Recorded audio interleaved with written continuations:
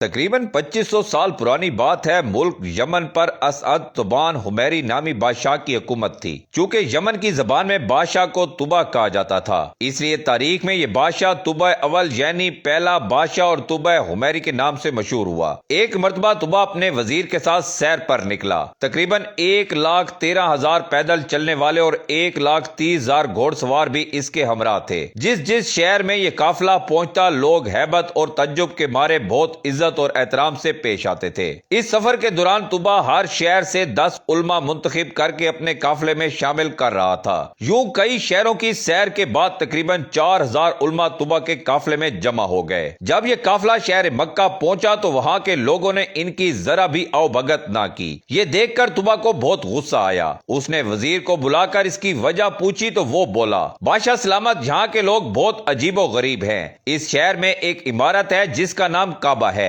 یہ لوگ اس عمارت میں شیطان اور بتوں کو پوجتے ہیں۔ یہ سب سن کر طبع نے دل ہی دل میں فیصلہ کیا کہ وہ مکہ کے آدمیوں کو قتل کر کے عورتوں اور بچوں کو قیدی بنا لے گا اور ساتھ ہی کعبہ کو بھی گرا دے گا، اور پھر کعبہ کا نام خربہ یعنی ویران جگہ ہو جائے گا۔ خدا کا کرنا یہ ہوا کہ یہ خیال آتے ہی طبع کے سر میں شدید درد شروع ہو گیا، جبکہ اس کی آنکھ، کان، ناک، منہ سے بدبودار پانی بہنے لگا، جس کی وجہ سے اتنی سرانٹ پیدا ہو گئی کہ طبع کے پاس ایک لمحہ ٹھہرنا کسی عذاب سے کم نہ تھا۔ وزیر نے طبیبوں سے مشورہ کیا مگر کوئی بھی طبع کا علاج دریافت نہ کر سکا۔ طبیبوں کا کہنا تھا کہ یہ کوئی آسمانی معاملہ لگتا ہے جس کو ٹالنا ہمارے بس کی بات نہیں ہے۔ بیماری نے طبع کی نیند اڑا کر رکھ دی تھی کہ اچانک رات کے ایک پہر ایک عالم صاحب وزیر کے پاس آئے اور رازداری سے فرمانے لگے، اگر بادشاہ میرے سوال کا سچ جواب دینے کو تیار ہو جائے تو میں اس کا علاج کر سکتا ہوں۔ وزیر نے یہ بات طبع کو بتائی، وہ فوراً راضی ہو گیا۔ چنانچہ جب عالم صاحب طبع کے پاس پہنچ گئے جہاں ان دونوں کے علاوہ کوئی نہ تھا تو انہوں نے پوچھا، بادشاہ سچ سچ بتاؤ، کعبہ کے متعلق تمہارے دل میں کیا بات ہے؟ طبع جو بیماری کی وجہ سے مکمل نڈال تھا فوراً اپنے برے ارادے عالم صاحب کو بیان کرنے لگا، جسے سن کر وہ بولے، تمہاری بیماری کی وجہ یہی بری نیت ہے۔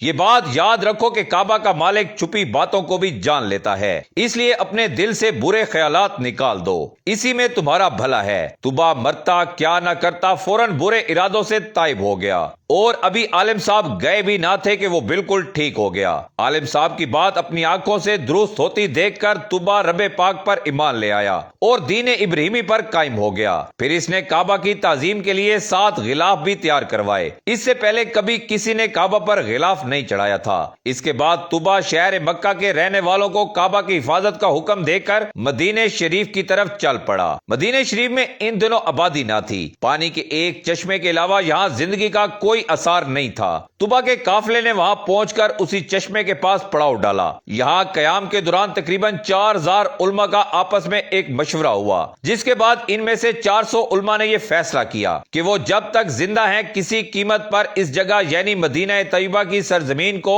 چھوڑ کر نہیں جائیں گے، چاہے طبع انہیں جلا ڈالے یا مار ڈالے۔ طبع کو یہ بات پتہ چلی تو وہ بہت حیران و پریشان ہوا۔ اس نے وجہ معلوم کرنے کے لیے وزیر بھیجا تو علماء نے فرمایا، ایک نبی علیہ السلام تشریف لائیں گے جن کا نام محمد ہوگا، ان کی وجہ سے کعبہ اور مدینہ طیبہ کو عزت نصیب ہوگی، وہ حق کے امام ہوں گے، ذوالفقار نامی ان کی تلوار ہوگی، اونٹنی پر سواری فرمائیں گے، منبر پر کھڑے ہو کر لاٹھی ہاتھ میں لیے خطبہ ارشاد فرمائیں گے، قرآن عطا کر کے ان کی شان کو اور بڑھایا جائے گا، اور جب قیامت کا دن ہوگا تو ان کے سر پر حمد کا تاج اور ہاتھ میں حمد کا جھنڈا ہوگا۔ وہ لوگوں کو لا الہ الا اللہ کی دعوت دیں گے۔ ولادت شریف شہر مکہ میں ہوگی اور ہجرت سے مدینہ منورہ کو نوازیں گے۔ وہ شخص یقیناً سعادت مند ہوگا جو ان کے زمانے میں ہوگا اور ان پر ایمان لائے گا۔ اس لیے ہم اس امید پر یہاں مرتے دم تک رہنا چاہتے ہیں کہ یا تو ہمیں محمد مصطفیٰ صلی اللہ علیہ وآلہ وسلم کے دربار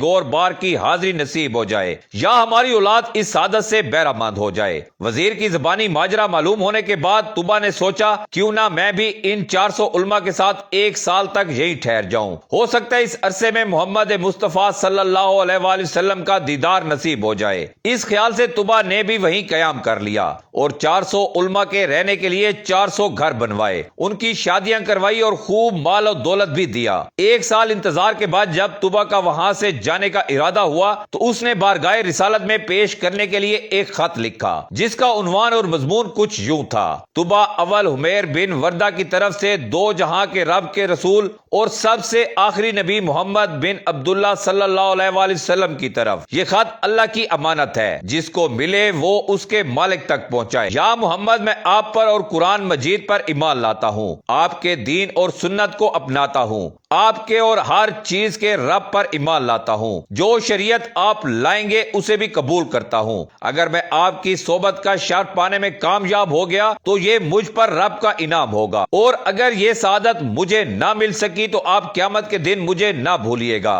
رب کی بارگاہ میں میری شفاعت کیجیے گا۔ میں آپ کا فرما بردار امتی ہوں اور تشریف آوری سے قبل ہی آپ کی پیروی کرنے والا ہوں۔ میں آپ اور آپ کے والد ابراہیم علیہ السلام کے دین پر ہوں۔ یہ خط لکھنے کے بعد طوبا نے اس پر اپنی سنہری مہر لگائی، جس پر یہ عبارت نقش تھی، یعنی پہلے اور بعد حکم اللہ ہی کا ہے، اور اس دن ایمان والے اللہ کی مدد سے خوش ہوں گے۔ پھر جن عالم صاحب نے طوبا کی اصلاح کی تھی، طوبا نے یہ خط انہی کے سپرد کر دیا اور وصیت کی کہ اگر آپ کی محمد مصطفیٰ صلی اللہ علیہ وآلہ وسلم سے ملاقات ہو تو یہ خط ان تک پہنچائیں، اور اگر ملاقات نہ ہو تو آپ کی اولاد یا اولاد کی اولاد اس خط کو بحفاظت بارگاہ رسالت میں پہنچائیں۔ اس کے بعد طوبا مدینہ منورہ سے ہند کے شہر گلستان چلا گیا اور وہاں اس کا انتقال ہو گیا۔ طوبا کے انتقال سے تقریباً 1000 سال بعد مکی مدنی آقا صلی اللہ علیہ وآلہ وسلم کی ولادت باسعادت ہوئی۔ 53 سال مکہ مکرمہ کو نوازنے کے بعد پیارے آقا صلی اللہ علیہ وآلہ وسلم نے مدینہ منورہ کی طرف ہجرت کرنے کا ارادہ فرمایا۔ اس ہجرت میں مسلمانوں کی مدد کرنے والے مدینہ شریف کے مسلمانوں کو انصار کہا جاتا ہے۔ یہ انصار انہی 400 علماء کی اولاد سے تھے اور 1000 سال سے نسل در نسل خط کی حفاظت کرتے آ رہے تھے۔ جب انصار کو حضور انور صلی اللہ علیہ وآلہ وسلم کی مدینہ شریف تشریف آوری کا ارادہ معلوم ہوا تو ان میں خوشی کی لہر دوڑ گئی۔ انہوں نے بارگاہ رسالت میں طوبا کا خط پہنچانے کے لیے آپس میں مشاورت کی۔ اس مجلس مشاورت میں صحابی رسول حضرت سیدنا عبد الرحمن بن عوف رضی اللہ تعالیٰ عنہ تھے، جو مکہ سے ہجرت کر کے یہاں پہنچے تھے۔ انہوں نے مشورہ دیا کہ کسی بااعتماد آدمی کو یہ خط دیا جائے جو بحفاظت اسے بارگاہ رسالت میں پہنچا سکے۔ چنانچہ وہ خط ابو لیلہ انصاری کے سپرد کر دیا گیا، جو بعد میں ایمان لے آئے تھے۔ اس کے بعد ابو لیلہ انصاری خط لے کر مکہ جانے والے راستے پر نکل پڑے۔ سفر کے دوران جب قبیلہ بنو سلیم پہنچے تو وہاں پیارے آقا صلی اللہ علیہ وآلہ وسلم جلوہ گر تھے۔ ابو لیلہ انصاری آپ صلی اللہ علیہ وآلہ وسلم کو نہیں پہچانتے تھے۔ آپ صلی اللہ علیہ وآلہ وسلم نے جیسے ہی ابو لیلہ انصاری کو دیکھا تو پکارا،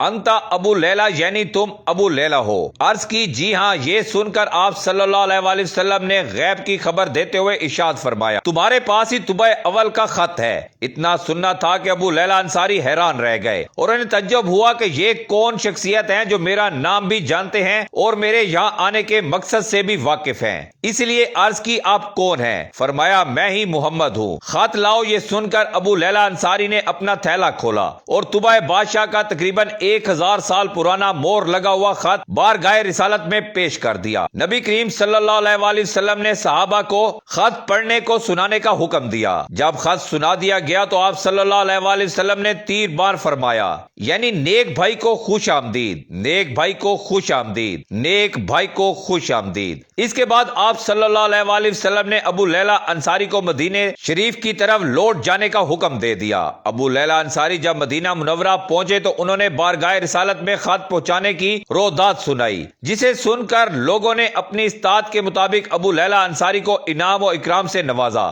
اس کے بعد جب مدنی آقا صلی اللہ علیہ وآلہ وسلم نے طلال بدر علینا کی صداؤں میں مدینہ کی سرزمین پر قدم رکھ کر اسے ہمیشہ کے لیے مدینہ طیبہ بنایا تو ہر قبیلہ چاہتا تھا کہ آپ صلی اللہ علیہ وآلہ وسلم ان کے ہاں قیام فرمائیں، مگر آپ صلی اللہ علیہ وآلہ وسلم نے فرمایا، میری اونٹنی کو چھوڑو، جہاں خدا کا حکم ہوگا یہ وہاں رک جائے گی۔ چنانچہ اونٹنی چلتے چلتے صحابی رسول حضرت ابو ایوب انصاری رضی اللہ تعالیٰ عنہ کے گھر کے آگے رک گئی۔ آپ رضی اللہ تعالیٰ عنہ عالم صاحب کی اولاد میں سے تھے جنہوں نے طوبا کی اصلاح کی تھی، اور آپ کا مکان وہی مکان تھا جو طوبا نے خاص پیارے آقا صلی اللہ علیہ وآلہ وسلم کے لیے بنوایا تھا۔